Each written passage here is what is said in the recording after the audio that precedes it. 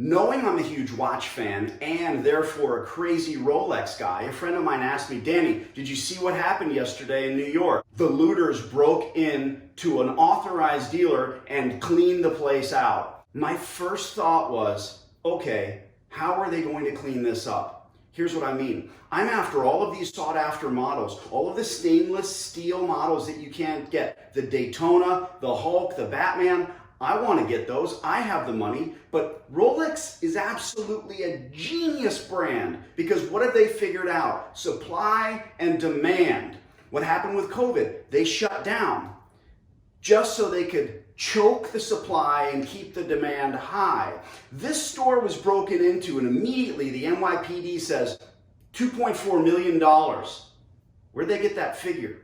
Directly from the store operators, from the authorized dealers. Hours later, Rolex comes out and says, no watches was stolen. It's absolute proof positive. Now we know they've got these watches in the back room locked up and the looters stole them, and it's exactly what I would do, guys. This was my first thought before I'd read any of the news reports. They're going to come out and say that nothing was taken because they can't admit, they can't show us the list of what was stolen, because then we will know what is in the back room and under the counters, that they are hoarding these watches and not allowing us to buy them. They're letting them come out in drips and drabs. Ooh, it's proof. I love the brand, I'll admit it. I have since I was a child. I've got Explorer 2. You know why? Because this hand is telling me about my client in Australia. I know exactly what time it is there. This is the brand new Fat Boy, right? That's what I call the new Submariner. I like it. Here's my 1987 Submariner. Pretty cool. The last year that they used letterized serial numbers. And oh man, you gotta love the Milgauss. You gotta get the green glass or there's something wrong with you. Kind of dressy, kind of cool. I'm a diver, so I dive with my Submariners. This is my birthday watch. That's sort of the grail piece for a lot of people. I'm 49 years old, so is this watch. The thing keeps exquisite, perfect friggin' time.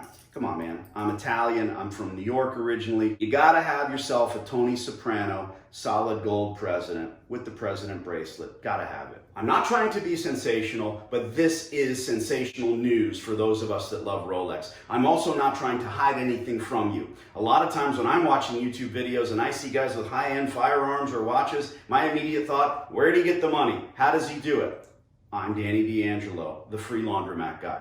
You don't even think about laundromats, do you? You're thinking about Rolex watches. Well, neither did I until 15 years ago when I started scooping these stores up. When I started realizing that I would own cash and coin laundromats without buying them. I scout existing stores. I speak to landlords directly. The store's open, closed, happens to be for sale for 300 grand or not. None of that matters. Of course I have a website. Of course I'm an intelligent businessman able to help you do the same. I have and I will. This is our sales portion of this.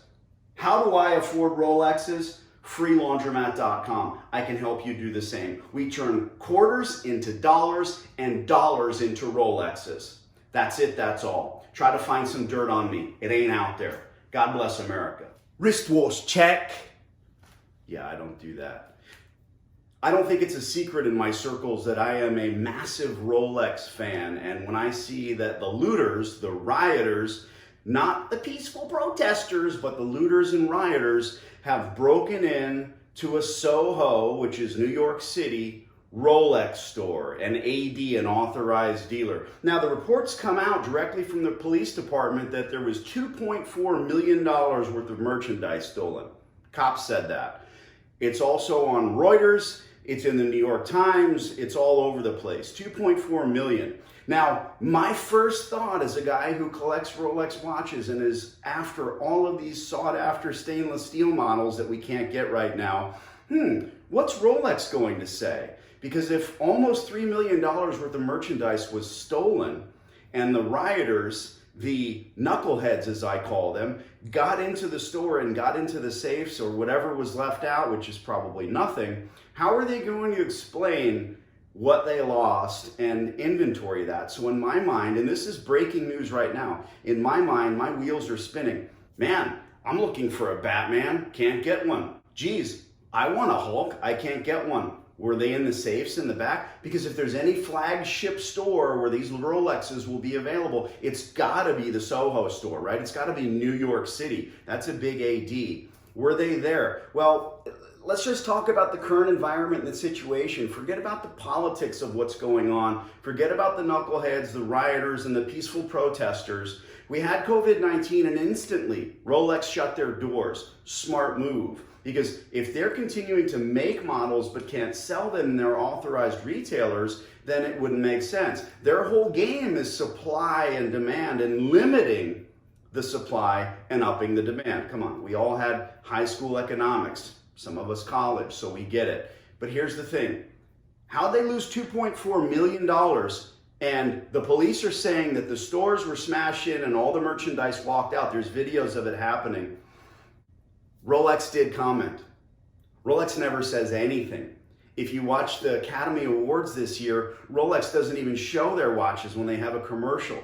It's kooky, but it seems to work on people like us. I'll admit it works on me. I love the brand, probably more than I love the watch. We should all be wearing Omegas if you want good value.